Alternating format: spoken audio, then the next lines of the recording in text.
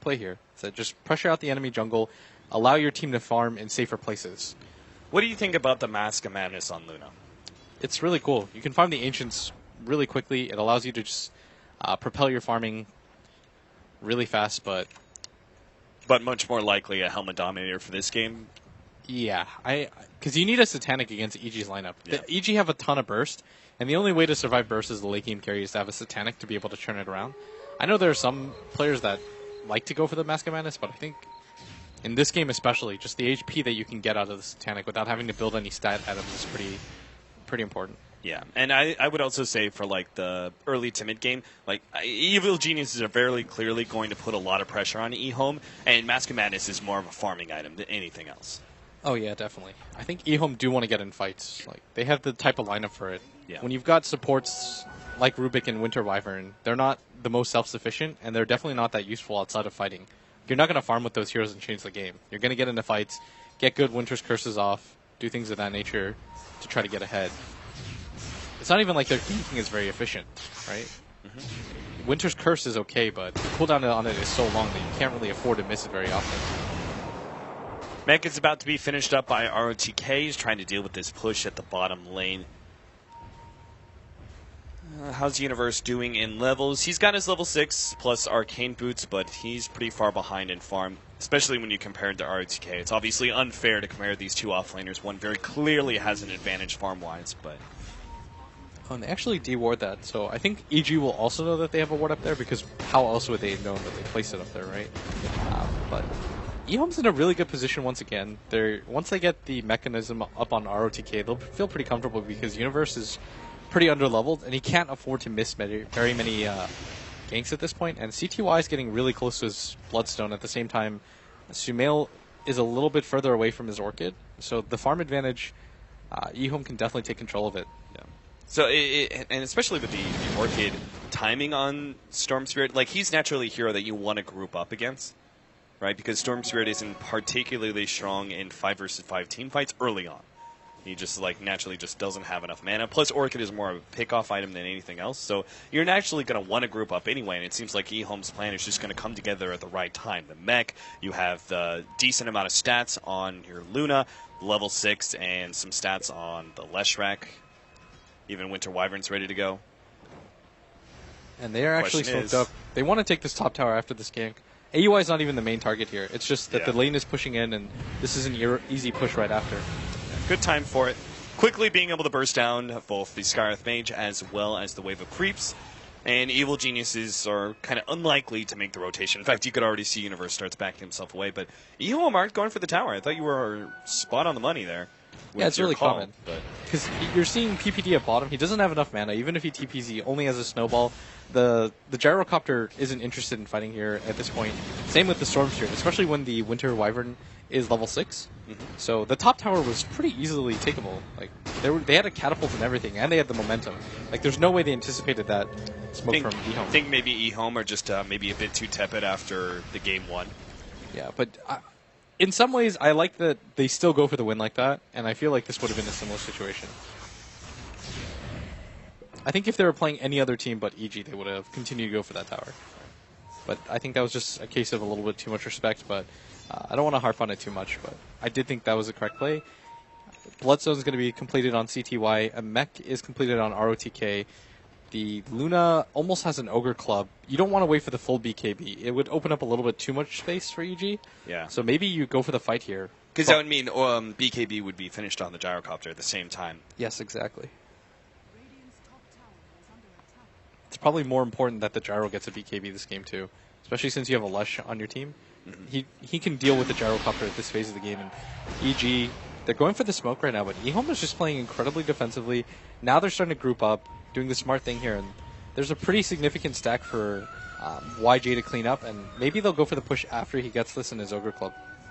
You could see how scared Evil Geniuses are playing right now. Like all the calls that you're making about eHome, about to hit their timing, about to be the aggressors. It seems like Evil Geniuses have read that too. Like just the example of call down being used in that middle lane, right? I mean, that's them wanting to be able to push out the wave, but not even get close to committing to actually being in that kind of area. So they're playing pretty defensively as well, waiting for that jump from eHome. The stack is going to be cleared through. YJ will get his Ogre Club. But again, still not close enough. DDC going to be picked off there by the Orchid. Sumail immediately TPing out for fear of recourse from I.M.O. Yeah, and I like that this game he decided to go for the straight Orchid instead of going the Soul Ring like he normally does. I think getting it even a minute or two earlier allows you to get a free kill without I.M.O. being able to respond. Because once I.M.O. hits all their timings, then I feel like they just group up, and it's too hard for that Orchid to really pay for itself. And I like that he went for it overall, because against Winter Wyvern, you're going to have so many issues. Once he gets a Glimmer Cape, so by the time you get your Orchid, the effectiveness of it dies out. And I think that early pickoff, just to build on that early pickoff is kind of stalling up I.M.O.'s timing. And we're getting to a point, especially like EG tried to go for a Smoke Ink earlier with the Nyx Assassin. We didn't really talk about it. But it feels like that's one of those timings where if you do get a pickoff there, you may just manage to stall up I.M.O. long enough for you to get your BKB before their first like real aggressive offensive action. And even if it's not the first time, maybe the second time, right? Like, for example, here, I.M.O., if they want to go for this top tower, Evil Geniuses could just say, okay, we're going to give this tower up, but the next tower you push in, we will have that BKB for Gyro. Yeah, CTY is being slowed up, but he himself should be able to tank enough, and I.M.O. is actually wrapping around, trying to see if they can find anybody, but Sumail's actually doing such a good job of keeping up in farm relative to I.M.O. He's got 150 CS, 2 kills as a Storm Spirit. He's going to be incredibly satisfied with that, so... EG, it's not even like they're behind or anything like that. It makes it sound like they are, but... Well, on him, he's going to be able to catch AEY, and he actually grabbed the Illusions, which is going to be a bit of downside. That just means that extra Splinter Blast nuke will kill him all the faster. Lanham will get the heal, and with the 5-man already here from I.M.O., they will try and push down this Tier 1 tower. Top tower does get denied by PBD at the same time, though. Yeah, they're going to glyph this, but it should go down. Really what it comes down to when it comes to tower defenses is it's not even really a numbers game. It's that you have people set up there so that only 1 or 2 people max have to TP in, meaning that you don't have to undercommit for it. And, good move by EG to give it up. Even better move by I.M.O. to take down that tower. And YJ's going to finish the stack now, I think. His creep dies, unfortunately, before he can do it one more time. But the BKB is coming up on him, and they timed their pushes out really well so that EG couldn't respond. And this BKB will come at a decent time. Speaking of BKBs, though, we've mentioned it a few times. Fear finally has his, and he's got a big old Ancient stack that he will be able to farm up on top of that. So he can quite quickly start moving towards his next item. Is it just, like, especially since you've invested so heavily into early game stat items, you just go for the late game item now, like a straight Butterfly or MKB? I think MKB is a really good choice if you think that the Luna is going to eventually get a butter. You don't want to just immediately get the butter and hope, because most of the damage is nukes. And Sumail at top, I mean, he's looking for it right now, and DDC's running away. He does have the mana pool to do this, and this might just mean another pickoff for Sumail. Nobody's even close to DDC, and Sumail's just ruining DDC's life. Yeah, I'm surprised he didn't go for the TP out there, but I guess he assumed that Sumail's going to be able to jump him and vortex at some point. Yeah.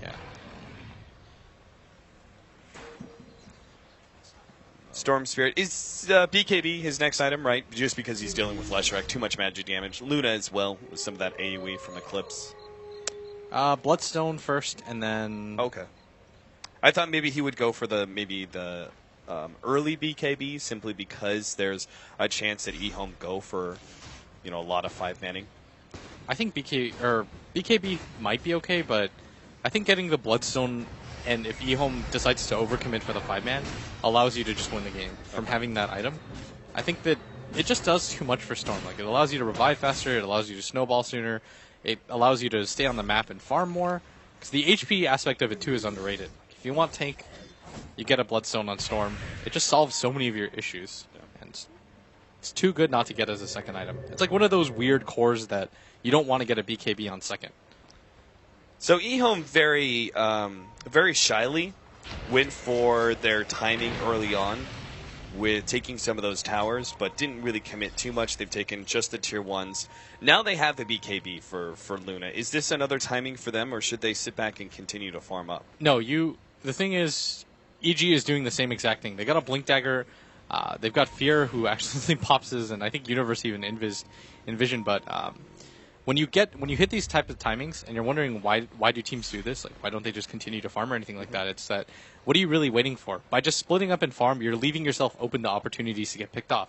So when I.M.O. hits a timing where they get a BKB on their Luna and he's got 77 gold, what is it that you're waiting for anymore, Yeah. right? Like nothing. You can't just keep delaying these pushes and saying, "We'll wait, we'll wait, we'll wait." You're comfortable with this type of timing that you're going to hit, and this might actually work out perfectly. As they're going to get the wraparound smoke. PPD, the first telekinesis into the split earth, trying to burst him down. He does manage to get out the snowball. Luna takes some damage from Universe. It looks like our Tusk should still be falling. He gets out some damage with the Walrus Punch and the Ice Shards, but in the end, that 5-man smoke does manage to find a pickoff on just a support E-Home. I was Go about for to the say, Roche. tier 2 a Roshan. They only get a support, so it seems like Roshan is the much better option.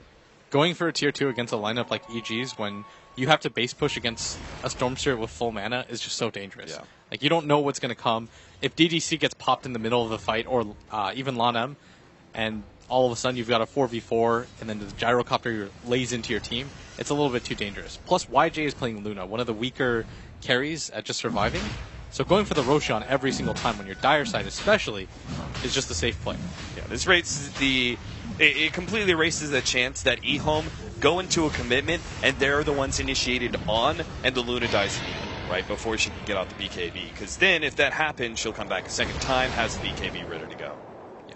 You know what's interesting about this game from the previous one? EG actually had Storm pretty much free farm. And I was really worried that would happen to E-Home, but it seems like E-Home's strategy was more to shut out Universe as much as possible, and then just play defensively, and force Sumail to come to them. And they've done a really good job of that. Like, excluding Sumail's 2 solo kills onto DDC, Yeah. they've actually only had 2 kills independent of that. Those are very minor pickoffs, especially since he went for the Orchid first rather than the Bloodstone. Yeah. You don't actually have much of a snowballing factor there. Oh, and mid too. Yeah, Fear. He doesn't actually get off the BKB in time and almost gets chain stunned down to death. Now he's actually being run down by the dog. Bog Edict just need one more right click. No, it's still not enough. Another one was required. Fear barely gets away. And he was committing for the MKB too, so that would have been a prime opportunity for E-Home to get a pick off there. But while he is dead, they're going to go ahead and try and take this tier 2 tower. Yeah, it was really well played by E-Home for that attempt, but Fear...